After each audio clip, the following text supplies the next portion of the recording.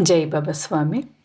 ಹಿಮಾಲಯದ ಸಮರ್ಪಣಾ ಯೋಗ ಭಾಗ 1, ಸಂಚಿಕೆ 21, ಪುಟ ಸಂಖ್ಯೆ 130. ಇವತ್ತಿನ ಗ್ರಂಥಪಠಣವನ್ನು ಗುರುವಂದನೆಯೊಂದಿಗೆ ಪ್ರಾರಂಭ ಮಾಡೋಣ.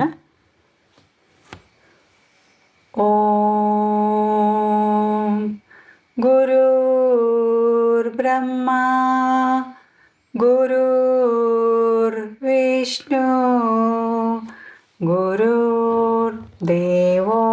ಮಹೇಶ್ವರಃ ಗುರುರ್ ಸಾಕ್ಷಾತ್ ಪರಬ್ರಹ್ಮ ತಸ್ಮೈ ಶ್ರೀ ಗುರುವೇ ನಮಃ. ತಸ್ಮೈ ಶ್ರೀ ಗುರುವೇ ನಮಃ. ತಸ್ಮೈ ಶ್ರೀ ಗುರುವೇ ನಮಃ.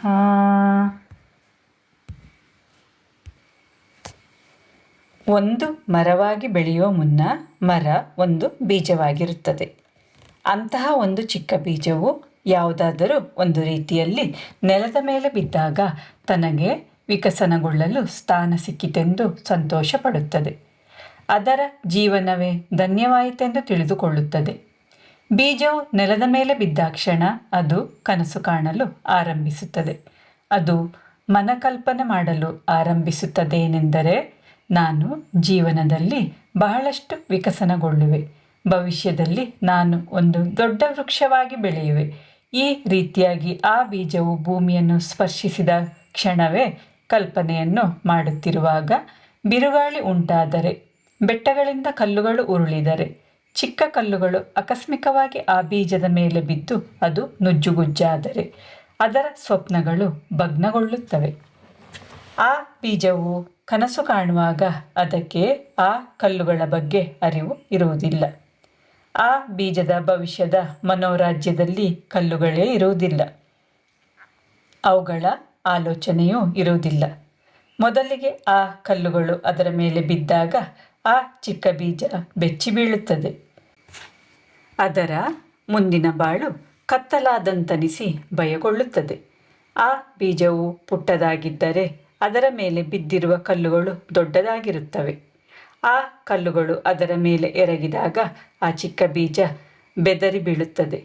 ಅದರ ಮುಂದಿನ ಬಾಳು ಕತ್ತಲಾದಂತಾಗಿ ಭಯಗೊಳ್ಳುತ್ತದೆ. ಅಯ್ಯೋ, ಇದೇಕೆ ಹೀಗಾಯಿತು? ಈ ರೀತಿಯ ಕೆಟ್ಟ ಘಟನೆ ಒಬ್ಬನ ಜೀವನದಲ್ಲಿ ಆಗಲು ಸಾಧ್ಯವೇ? ಹೀಗೆ ಆಗಬಹುದೆಂದು ನಾನು ಯೋಚಿಸಿಯೇ ಇರಲಿಲ್ಲ. ಈಗೇನು ಮಾಡಲಿ? ಅದರ ಕಣ್ಣೆದುರು ಎಲ್ಲವೂ ಕತ್ತಲಾಗಿ ಬಿಡುತ್ತದೆ. ಜೀವನವು ನಿರಾಶಾದಾಯಕವಾಗುತ್ತದೆ. ಅದು ಹೀಗೆ ಯೋಚಿಸುತ್ತದೆ, ನನ್ನ ಜೀವನ ಮುಕ್ತಾಯವಾಯಿತು, ಪ್ರಾಯಶಃ ಇದು ನನ್ನ ಜೀವನದ ಅಂತ್ಯ. ಈ ಕಲ್ಲುಗಳು ಬಹಳ ದೊಡ್ಡದಾಗಿವೆ, ಅವುಗಳನ್ನು ತಳ್ಳುವುದಾದರೂ ಹೇಗೆ? ನನಗಂತೂ ಅವುಗಳನ್ನು ತಳ್ಳಲು ಸಾಧ್ಯವಿಲ್ಲ. ಅವುಗಳು ಭಾರವಾಗಿವೆ. ನಾನು ಅವರಿಗೇನು ಮಾಡಿದೆ? ಅವುಗಳು ನನ್ನ ಮೇಲೆ ಏಕೆ ಬಿದ್ದವು? ನಾನು ಇಷ್ಟು ಚಿಕ್ಕದಾಗಿರುವೆ, ಅವುಗಳಾದರೆ ಅಷ್ಟು ದೊಡ್ಡದಾಗಿವೆ. ನನ್ನಂಥ ಚಿಕ್ಕ ಬೀಜದ ಮೇಲೆ ಬೀಳಲು ಅವುಗಳಿಗೆ ನಾಚಿಕೆಯಾಗಲಿಲ್ಲವೇ? ಲಜ್ಜೆಗೆಟ್ಟ ಕಲ್ಲುಗಳು, ನನ್ನನ್ನು ನೋಡಿ ಅವುಗಳು ನಗುತ್ತಿವೆ. ನನ್ನನ್ನು ನುಜ್ಜುಗುಜ್ಜುಗೊಳಿಸಿ ಹೀಗೆ ನಗುತ್ತಿವೆ. ಭಾರಿ ದೊಡ್ಡ ವೃಕ್ಷವಾಗಬೇಕೆಂದು ನೀನು ಕನಸು ಕಾಣುತ್ತಿದ್ದೆಯಲ್ಲವೇ? ಸರಿ, ನೀನು ಹೇಗೆ ದೊಡ್ಡದಾದ ವೃಕ್ಷವಾಗಬಲ್ಲೆ ಎಂದು ತೋರಿಸು. ದೊಡ್ಡ ವೃಕ್ಷವಾಗುವ ಬಯಕೆ ನಿನ್ನ ರೂಪ ಹಾಗೂ ಗಾತ್ರವನ್ನು ಮೊದಲು ನೋಡಿಕೊ. ಅವುಗಳು ನನ್ನನ್ನು ತಮಾಷೆ ಮಾಡುತ್ತಿವೆ. ಪಾಪ, ಆ ಬೀಜ ಚಿಕ್ಕದಾದುದರಿಂದ ಆ ಕಲ್ಲುಗಳು ಹೇಳುವುದನ್ನೆಲ್ಲ ಕೇಳಿಸಿಕೊಳ್ಳುತ್ತದೆ. ಆ ಕಲ್ಲುಗಳು ಪರಿಹಾಸ್ಯ ಮಾಡುತ್ತಿದ್ದರೆ ಆ ಬೀಜಕ್ಕೆ ಏನು ಮಾಡಲು ಸಾಧ್ಯವಾಗುವುದಿಲ್ಲ. ಮೊದಲಾಗಿ ಅದು ಏಕಾಂಗಿ. ಆದರೆ ಕಲ್ಲುಗಳು ದೊಡ್ಡದಾಗಿಯೂ ತುಂಬ ಸಂಖ್ಯೆಯಲ್ಲಿಯೂ ಇರುವುದರಿಂದ ಆ ಬೀಜಕ್ಕೆ ಏನು ಮಾಡಲು ಸಾಧ್ಯವಾಗುವುದಿಲ್ಲ. ಇದು ನನ್ನ ದುರಾದೃಷ್ಟ, ಇದು ನನ್ನ ಅಂತ್ಯವೆಂದು ಯೋಚಿಸುತ್ತಾ ಆ ಬೀಜ ಮೌನವಾಗಿ ಅಲ್ಲಿಯೇ ಬಿದ್ದಿರುತ್ತದೆ. ಏನು ಮಾಡುವುದು? ಈ ಸಮಸ್ಯೆಯಿಂದ ಹೊರಬರಲು ಸಾಧ್ಯವಿಲ್ಲ. ಪ್ರಾಯಶಃ ನನ್ನ ಜೀವನದಲ್ಲಿ ದೊಡ್ಡ ವೃಕ್ಷವಾಗಿ ಬೆಳೆಯಲು ಸಾಧ್ಯವಿಲ್ಲವೇನು ಎಂದು ಆ ಬೀಜ ಯೋಚಿಸುತ್ತಲೇ ಇರುತ್ತದೆ. ಹಾಗೆಯೇ ಮೌನವಾಗಿ ಅಲ್ಲಿಯೇ ಬಿದ್ದಿರಲು ಅದಕ್ಕೆ ಒಂದು ಆಲೋಚನೆ ಹೊಳೆಯುತ್ತದೆ. ಇಲ್ಲೇ ಬೇಕಾದಷ್ಟು ವೃಕ್ಷಗಳಿವೆ. ಅವುಗಳು ತಮ್ಮ ಜೀವನದಲ್ಲಿ ಬೇಕಷ್ಟು ಸಮಸ್ಯೆಗಳನ್ನು ಎದುರಿಸಿರಬಹುದು. ಅವುಗಳು ಒಂದು ಕಾಲದಲ್ಲಿ ಸಣ್ಣ ಬೀಜಗಳಾಗಿದ್ದು ಅವುಗಳ ಮೇಲೂ ಈ ರೀತಿಯಾಗಿ ಕಲ್ಲುಗಳು ಬಂದು ಬಿದ್ದಿರಬಹುದು. ಹಾಗಿದ್ದರೆ ಅವುಗಳು ಜೀವಂತವಾಗಿ ಹೇಗೆ ಬದುಕುಳಿದಿರಬಹುದು? ನಾನು ಅವರಿಂದ ಒಂದಿಷ್ಟು ಮಾರ್ಗದರ್ಶನವನ್ನಾದರೂ ಪಡೆಯಬಹುದಲ್ಲವೇ? ಆಕಸ್ಮಿಕವಾಗಿ ಆ ಬೀಜದ ದೃಷ್ಟಿ ವೈಭವದಿಂದ ತೂಗಾಡುವ ಒಂದು ದೊಡ್ಡ ವೃಕ್ಷದ ಮೇಲೆ ಬೀಳುತ್ತದೆ. ಅದು ಎಷ್ಟು ದೊಡ್ಡದಾಗಿಯೂ ಬಲವಾಗಿಯೂ ಬೆಳೆದಿತ್ತೆಂದರೆ ಕಲ್ಲುಗಳು ಅದರ ಮೇಲೆ ಹೋಲಿಕೆಯೇ ಇಲ್ಲದಷ್ಟು ಚಿಕ್ಕದಾಗಿರುತ್ತವೆ. ಆ ಬೀಜವು ಆ ವೃಕ್ಷವನ್ನು ಒಂದು ಮಾದರಿ ವೃಕ್ಷವೆಂದು ಪರಿಗಣಿಸುತ್ತಾ, ಈ ವೃಕ್ಷವನ್ನು ನಾನು ನನ್ನ ಗುರುವನ್ನಾಗಿ ಮಾಡಿಕೊಳ್ಳುತ್ತೇನೆ. ಇಷ್ಟು ಚೆನ್ನಾಗಿ ವಿಕಸಿತಗೊಂಡು ಅದು ಬೆಳೆಯಲು ಸಾಧ್ಯವಾದ ಬಗ್ಗೆ ಕೇಳಿ ತಿಳಿದುಕೊಳ್ಳುತ್ತೇನೆ. ಅದು ಚಿಕ್ಕ ಬೀಜದ ಅವಸ್ಥೆಯಲ್ಲಿದ್ದಾಗ ಪ್ರಾಯಶಃ ಅದರ ಮೇಲೂ ಕಲ್ಲುಗಳು ಬಿದ್ದಿರಬಹುದು. ಆಗ ಅದು ಏನು ಮಾಡಿರಬಹುದು? ಈಗ ಆ ಬೀಜದ ಸಮಸ್ಯೆ ಏನೆಂದರೆ, ತಾನು ಚಿಕ್ಕದಾಗಿ ಸಣ್ಣ ಗಾತ್ರದಲ್ಲಿದ್ದರೆ ಆ ವೃಕ್ಷದ ಎತ್ತರ ಆಕಾಶವನ್ನೇ ಮುಟ್ಟುವಂತಿತ್ತು. ಅಷ್ಟು ದೊಡ್ಡದಾದ ವೃಕ್ಷದೊಂದಿಗೆ ಮಾತನಾಡುವುದು ಹೇಗೆ? ಆ ಬಹುದೊಡ್ಡ ವೃಕ್ಷದೊಂದಿಗೆ ಸಂವಾದ ಉಂಟಾಗುವುದಾದರೂ ಹೇಗೆ? ಆ ಬೀಜವು ಹೀಗೆ ಯೋಚಿಸಲಾರಂಭಿಸುತ್ತದೆ. ನನ್ನ ಮಾತಿನ ಮೂಲಕ ಆ ದೊಡ್ಡ ವೃಕ್ಷವನ್ನು ತಲುಪಲು ಸಾಧ್ಯವಿಲ್ಲ. ನಾನು ಎಷ್ಟು ಚಿಕ್ಕದಾಗಿದ್ದೇನೆಂದರೆ ನನಗೆ ಮಾತನಾಡಲು ಆಗುವುದಿಲ್ಲ. ನಾನು ಏನು ಮಾಡಲಿ? ನನ್ನ ಆಕಾರ ಚಿಕ್ಕದು, ಆದರೆ ಆ ವೃಕ್ಷವು ಗಾತ್ರದಲ್ಲಿ ದೊಡ್ಡದು. ನಮ್ಮಿಬ್ಬರ ಗಾತ್ರದಲ್ಲಿ ಬಹಳ ವ್ಯತ್ಯಾಸವಿದೆ. ನಮ್ಮ ಗಾತ್ರವನ್ನು ಪರಿಗಣಿಸಿದರೆ ನಮ್ಮ ಮಧ್ಯೆ ಸಂಭಾಷಣೆ ಉಂಟಾಗಲು ಸಾಧ್ಯವಿಲ್ಲ. ಹಾಗಾಗಿ ಆ ವೃಕ್ಷದಿಂದ ಮಾರ್ಗದರ್ಶನ ಪಡೆಯುವ ನಿರ್ಧಾರಕ್ಕೆ ಬರಬೇಕು. ನಾನು ಈ ರೀತಿಯಾಗಿ ನಿರ್ಧರಿಸಿರಲು ಕಾರಣ ನಾನು ಕೇವಲ ಒಂದು ಬೀಜವಷ್ಟೇ ಎಂಬುದು. ಆದರೆ ಆ ವೃಕ್ಷವು ಒಂದು ಕಾಲದಲ್ಲಿ ಬೀಜವೇ ಆಗಿತ್ತಲ್ಲವೇ? ಇದೊಂದೇ ನಮ್ಮಲ್ಲಿ ಇದ್ದ ಹೋಲಿಕೆ. ನಮ್ಮಿಬ್ಬರಿಗೆ ಇದ್ದ ಸಂಬಂಧವೇನೆಂದರೆ ನಾವಿಬ್ಬರೂ ಬೀಜಗಳಾಗಿದ್ದದ್ದು. ಆ ಬೀಜತತ್ವದಿಂದ ಆ ವೃಕ್ಷವು ಹೇಗೆ ವಿಕಸಿತಗೊಂಡಿತೆನ್ನುವುದರ ಬಗ್ಗೆ ನಾನು ಅರ್ಥ ಮಾಡಿಕೊಳ್ಳಬೇಕು. ನನ್ನ ಮೇಲೆ ಕಲ್ಲುಗಳು ಬೀಳುವ ಮುನ್ನ ಆ ವೃಕ್ಷವನ್ನು ನೋಡಿ ನಾನು ವಿಕಸಿತಗೊಳ್ಳಬೇಕೆಂಬ ಆಲೋಚನೆಯನ್ನು ಮಾತ್ರ ಮಾಡಿದ್ದೆ. ಆನಂತರ ಆ ಬೀಜವು ಆ ವೃಕ್ಷದ ಬೀಜದ ಭಾಗದೊಂದಿಗೆ ಸಂಪರ್ಕ ನಡೆಸಿತೇಕೆಂದರೆ ಅದು ಇದರ ಹಾಗೆ ಭೂಮಿಯಲ್ಲೇ ಇತ್ತು. ಆ ವೃಕ್ಷವು ಅಷ್ಟು ದೊಡ್ಡದಾಗಿ ಬೆಳೆದಿದ್ದರೂ ಅದರ ಬೀಜದ ಒಂದು ಭಾಗ ನೆಲದ ಮೇಲೆಯೇ ಇದ್ದು ಬೇರುಗಳನ್ನು ಬಿಟ್ಟಿತ್ತು. ಈ ಬೀಜವು ಅದರ ಪಕ್ಕದಲ್ಲೇ ಇದ್ದುದರಿಂದ ಆ ವೃಕ್ಷದ ಬೀಜರೂಪಕ್ಕೆ ಪ್ರಾರ್ಥಿಸಿದಾಗ ಆ ದೊಡ್ಡ ವೃಕ್ಷವು ಬೇರಿನ ರೂಪದಲ್ಲಿ ಈ ಬೀಜವನ್ನು ಸಂಧಿಸಿತು. ಆ ಸಂದರ್ಭ ಈ ಬೀಜವು ಹೀಗೆ ಪ್ರಾರ್ಥನೆ ಮಾಡಿತು: ನನಗೂ ನಿನ್ನ ಹಾಗೆ ದೊಡ್ಡ ವೃಕ್ಷವಾಗಿ ಬೆಳೆಯಬೇಕೆಂದು ಆಸೆ. ಆದರೆ ನಾನು ಏನು ಮಾಡಲಿ? ಈ ದೊಡ್ಡ ಕಲ್ಲುಗಳೆಲ್ಲ ನನ್ನ ಮೇಲೆ ಬಿದ್ದು ಬಿಟ್ಟಿವೆ. ಆಗ ಆ ವೃಕ್ಷದ ಬೀಜವು ಬೇರುಗಳ ರೂಪದಲ್ಲಿ ಬಂದು ಈ ರೀತಿಯಾಗಿ ಸಂದೇಶ ನೀಡಿತು: ನನ್ನ ನಿನ್ನ ಮಧ್ಯೆ ಒಂದೇ ವ್ಯತ್ಯಾಸವಿರುವುದು. ನೀನು ನಿನ್ನನ್ನು ಬೀಜವೆಂದು ಕರೆದುಕೊಳ್ಳುತ್ತಿರುವೆ. ನಾನು ಒಂದು ಬೀಜ ಎಂಬ ಅಹಂ ಅನ್ನು ಬಿಡು. ನಾನು ಎಂಬ ಭಾವನೆಯನ್ನು ಕೊನೆಗೊಳಿಸು. ನಾನು ಏನು ಮಾಡಿದ್ದೇನೆಂದರೆ ಸಂಪೂರ್ಣವಾಗಿ ಪರಮಾತ್ಮನಿಗೆ ಶರಣಾಗಿ ನನ್ನತನವನ್ನು ಕೊನೆಗೊಳಿಸಿದ್ದೆ. ಆಗ ನಾನು ಕೇವಲ ಬೀಜವಾಗಲಿಲ್ಲ, ಬದಲಾಗಿ ಒಂದು ವೃಕ್ಷವಾಗಿ ಬೆಳೆದೆ. ನೀನು ಕೂಡ ನಾನು ಒಂದು ಬೀಜವೆಂಬ ಅಹಂಕಾರವನ್ನು ಬಿಟ್ಟರೆ ವೃಕ್ಷವಾಗಿ ಬೆಳೆಯಬಲ್ಲೆ.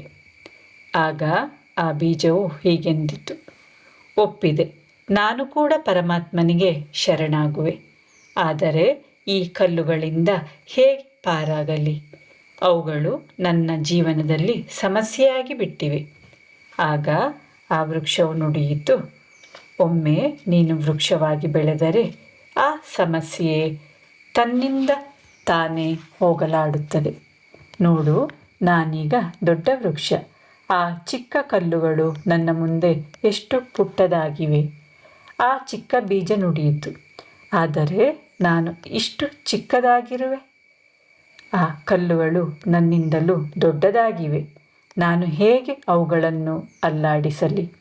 ಆ ವೃಕ್ಷದ ಬೇರುಗಳು ನುಡಿದವು, ಪರಮಾತ್ಮನಿಗೆ ನಿನ್ನನ್ನು ಸಂಪೂರ್ಣವಾಗಿ ಸಮರ್ಪಿಸಿಕೊ. ನಾನು ಬೀಜವೆಂಬ ಅಹಂಕಾರವನ್ನು ಬಿಡು. ನೀನು ಬೀಜವೆಂಬ ಅಹಂ ನಿನಗೆ ನೀನು ಚಿಕ್ಕವಳು ಎಂಬ ಭಾವನೆಯನ್ನು ಮೂಡಿಸುತ್ತಿದೆ. ಆ ಅಹಂಕಾರವನ್ನು ಬಿಟ್ಟ ಮರುಕ್ಷಣವೇ ನಿನ್ನೆದುರಿಗೆ ದಾರಿ ತನ್ನಿಂದ ತಾನೇ ತೆರೆದುಕೊಳ್ಳುತ್ತದೆ. ಆ ಪುಟ್ಟ ಬೀಜವು ಆ ವೃಕ್ಷದ ಮಾತನ್ನು ಒಪ್ಪಿಕೊಂಡು ನಾನು ಒಂದು ಬೀಜವೆಂಬ ಅಹಂಕಾರವನ್ನು ಬಿಟ್ಟು ಬಿಟ್ಟಿತು. ಆಗ ಒಂದು ಘಟನೆ ನಡೆಯಿತು. ಆ ಬೀಜವು ನಷ್ಟ ಹೊಂದಿ ಅದರಿಂದ ಒಂದು ಚಿಕ್ಕ ಮೊಳಕೆ ಜೀವ ತಳೆಯಿತು. ಆ ಮೊಳಕೆ ಪೂರ್ಣ ಚಿತ್ತದಿಂದ ಪರಮಾತ್ಮನಲ್ಲಿ ಲೀನವಾಗಿ ಪರಮಾತ್ಮನ ಕಡೆ ಹೋಗಲಾರಂಭಿಸಿತು.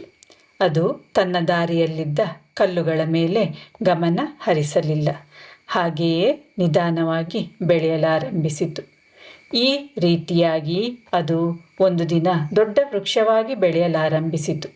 ಮತ್ತೊಂದು ದಿನ ದೊಡ್ಡ ವೃಕ್ಷವಾಗಿ ಬೆಳೆದು ನಿಂತಿತು. ಅಲ್ಲೇ ಅದರ ದಾರಿಯಲ್ಲಿ ಬಿದ್ದಿದ್ದ ಕಲ್ಲುಗಳು ಹಾಗೆಯೇ ಉಳಿದುಕೊಂಡಿದ್ದವು. ನಾನು ಇದನ್ನೆಲ್ಲ ಪ್ರಕೃತಿಯಲ್ಲಿ ನೋಡಿದಾಗ ನಾನು ಆ ಬೀಜವನ್ನು ನನ್ನ ಗುರುವನ್ನಾಗಿಸಿಕೊಳ್ಳಬೇಕೆಂದು ಮನವರಿಕೆ ಆಯಿತು. ನನ್ನ ಗುರುದೇವರು ಆ ಬೀಜದ ಸ್ವರೂಪದಲ್ಲಿ ನನಗೆ ಮಾರ್ಗದರ್ಶನ ನೀಡುತ್ತಿರುವಂತೆ ನನಗೆ ಆ ಬೀಜದಲ್ಲಿ ನನ್ನ ಗುರುವಿನ ದರ್ಶನವಾಯಿತು. ರಾತ್ರಿ ಬರುತ್ತಿದ್ದಂತೆ ಕತ್ತಲಾಗತೊಡಗಿದಾಗ ನಾನು ದಾರಿ ತಪ್ಪುವ ಸಾಧ್ಯತೆಗಳು ಇದ್ದವು. ಹಾಗಾಗಿ ವಿಶ್ರಾಂತಿ ತೆಗೆದುಕೊಳ್ಳಲು ನಿರ್ಧರಿಸಿದೆ. ನದಿಯ ನೀರು ಚಂದ್ರನ ಬೆಳಕಿನಲ್ಲಿ ಹೊಳೆಯುತ್ತಿದ್ದುದರಿಂದ ನಾನು ನದಿಯ ದಡವನ್ನು ತಲುಪಿದ್ದನ್ನು ಅದು ಸೂಚಿಸಿತ್ತು. ಆ ರಾತ್ರಿ ಪುನಃ ದೊಡ್ಡದೊಂದು ಕಲ್ಲಿನ ನೆರಳಿನಲ್ಲಿ ವಿಶ್ರಾಂತಿ ತೆಗೆದುಕೊಳ್ಳಲು ನಿರ್ಧರಿಸಿದೆ. ನಾನು ಬೆಳಗ್ಗೆ ಎದ್ದಾಗ ನಾನು ನಿಜವಾಗಿಯೂ ನದಿಯನ್ನು ತಲುಪಿದ್ದೇನೆಂದು ನನಗೆ ತಿಳಿಯಿತು. ನಾನು ಹಿಂತಿರುಗಿ ಬೆಟ್ಟವನ್ನು ನೋಡಿದಾಗ ಅದು ತುಂಬ ದೂರದಲ್ಲಿ ಇದ್ದಂತೆ ಕಾಣುತ್ತಿತ್ತು. ನಾನು ಪ್ರಯಾಣ ಪ್ರಾರಂಭಿಸಿದ ಬೆಟ್ಟದಿಂದ ಎಷ್ಟೊಂದು ಅಂತರವನ್ನು ಕ್ರಮಿಸಿದ್ದೆ. ನನ್ನ ಈ ದೂರದ ಪ್ರಯಾಣದಲ್ಲಿ ನನ್ನ ಗುರುದೇವರನ್ನು ನನ್ನ ಸಮೀಪದಲ್ಲೇ ಇರಿಸಿಕೊಂಡಿದ್ದುದರಿಂದ ನಾನು ಯಾವ ಬೆಟ್ಟಗಳನ್ನು ಏರಿದ್ದೆ, ರಾತ್ರಿ ಎಲ್ಲಿ ಮಲಗಿದ್ದೆ, ಎಂತಹ ಸಮಸ್ಯೆಗಳಿಗೆ ಸಿಲುಕಿದ್ದೆ ಎಂಬುದರ ಬಗ್ಗೆ ಅರಿವು ಉಂಟಾಗಲಿಲ್ಲ. ಮನುಷ್ಯನ ಜೀವನವೆಂಬ ಪ್ರಯಾಣ ಇದೇ ತೆರನಾಗಿ ಇರುತ್ತದೆ. ಯಾರೇ ಒಬ್ಬ ಮನುಷ್ಯ ತನ್ನ ಪ್ರಯಾಣವನ್ನು ಗಮನಿಸಿದರೆ ತಾನು ಒಂದು ಒಂಟಿಯಾದ ಆತ್ಮ ಪ್ರಯಾಣಿಸುತ್ತಿರುವುದೆಂದು ಅವನಿಗೆ ತಿಳಿಯುತ್ತದೆ. ಉಳಿದ ಎಲ್ಲ ವ್ಯಕ್ತಿಗಳು ಅವನಿಗೆ ಸಾಂಗತ್ಯವನ್ನು ನೀಡುತ್ತಾರೆ ಅಷ್ಟೆ. ಅವನ ಸಂಗಡವಿರುವ ವ್ಯಕ್ತಿಗಳು ಅವನ ಶರೀರದ ಸಂಬಂಧದಿಂದಾಗಿ ಅಲ್ಲಿ ಅವನೊಂದಿಗೆ ಇರುತ್ತಾರೆ. ಇನ್ನು ಕೆಲವರು ಮಿತ್ರತ್ವದಿಂದಾಗಿ ಒಟ್ಟಿಗೆ ಇರುತ್ತಾರೆ. ಇನ್ನು ಕೆಲವರು ಪೂರ್ವಜನ್ಮದ ಕಾರಣದಿಂದಾಗಿ ಜೊತೆಗಾರರಾಗಿ ಇರುತ್ತಾರೆ. ಶರೀರದ ಪ್ರಾಯದ ದೃಷ್ಟಿಕೋನದಿಂದ ನೋಡಿದಾಗ ಮನುಷ್ಯನು ತನ್ನ ಹೆಚ್ಚಿನ ಜೀವನವನ್ನು ಹೆಂಡತಿಯೊಂದಿಗೆ ಕಳೆಯುತ್ತಾನೆ. ಹಿರಿಯ ಪೀಳಿಗೆಯವರೊಂದಿಗೆ ಅವನಿಗೆ ಇರುವ ಪ್ರಾಯದ ವ್ಯತ್ಯಾಸದಿಂದಾಗಿ ತಂದೆ ತಾಯಿಯರೊಂದಿಗೆ ಜೀವನ ಪೂರ್ತಿ ಇರಲು ಸಾಧ್ಯವಿಲ್ಲ. ಭವಿಷ್ಯದಲ್ಲಿ ಅವನು ಕೆಲವು ವರ್ಷಗಳವರೆಗೆ ಮಕ್ಕಳೊಂದಿಗೆ ಜೀವಿಸುತ್ತಾನೆ. ಆದರೆ ಮನುಷ್ಯನ ಅತ್ಯಂತ ದೊಡ್ಡ ಸಂಗಾತಿ ಎಂದರೆ ಅವನ ಪತ್ನಿ. ಈ ದೀರ್ಘ ಸಂಬಂಧ ಮನುಷ್ಯನಿಗೆ ಹೇಗೆ ಸಿಗುತ್ತದೆ ಎಂದರೆ ಅದರಲ್ಲಿ ಅವನು ಜೀವನದ ಸಫಲತೆ ಹಾಗೂ ಅಸಫಲತೆಯ ರಹಸ್ಯ ಅಡಗಿಕೊಂಡಿರುತ್ತದೆ.